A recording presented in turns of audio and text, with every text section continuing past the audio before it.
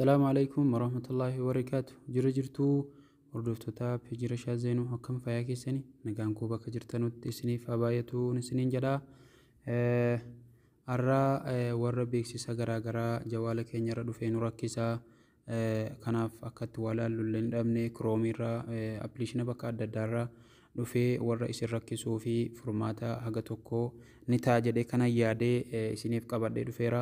Haga xumura qophii kiyyaatti na hordofaa. Viidiyoo kanatu irra oliif hin darbiin olii gad hin darbiin akka irraa fayyadamtanuun isiniin jedha.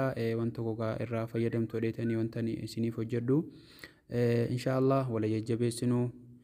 Gara barumsa kiyyaatti illee utuun hin darbiin warri hanga yoona maatinaaf hin taane yuutuubii kiyya seentanii yuutuubiin kiyya maqaansaa Rashaad Zainuu ka jedhudha.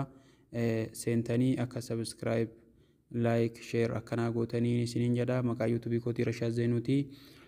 Seenaatii yuutuubii kiyyallee subscribe like naa godhaan isiniin jedha. Galatooma. Barumsi kiyyaarraa warra beeksisa garaagaraa jawaala irratti dhufee isin rakkisuuf furmaataan ta'a jedheetanii jalqaba eessarra galla yoo jettanii siitingii keessa galtuu jawaalli siitingii dhaben jiru siitingii keessan keessa galtuu. Siitingiin kunoo isa kanaa jechuudha. Siitingii namni dhabe hin jiru. Siitingii jawaala keessanii keessa galtu jechuudha kunoo.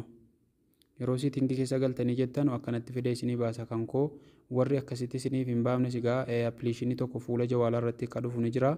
Akkanatti yeroo baasee jedhee kunoo siiting googilii ka jedhu kanarraan galtu jechuudha.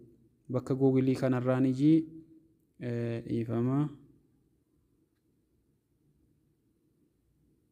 Bakka googil jedhu kanarraan galtuu jechuudha laa kunoo.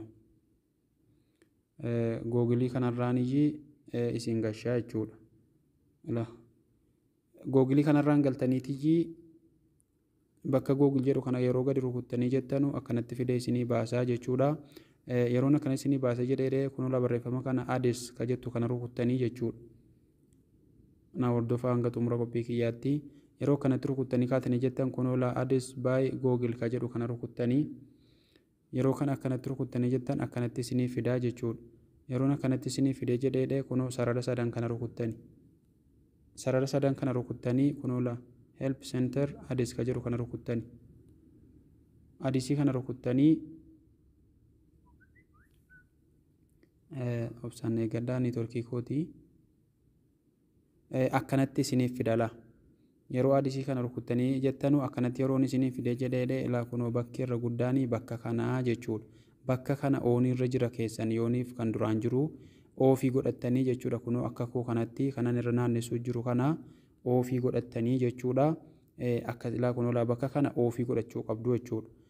Bakka kana kalaas yeroo isin akkana gara rukuttanii transform ka jedhutu gara gadii kanatti isinii fidaa isa okeetti gootanii. Kanumaan isinirraa cufamaan isiniin jedha obboleewwan kiyya. Egaa barumsa irraa kanumaan xumuraa haga barumsa biraatii walitti deebinuu nagaa rabbitti naa tura.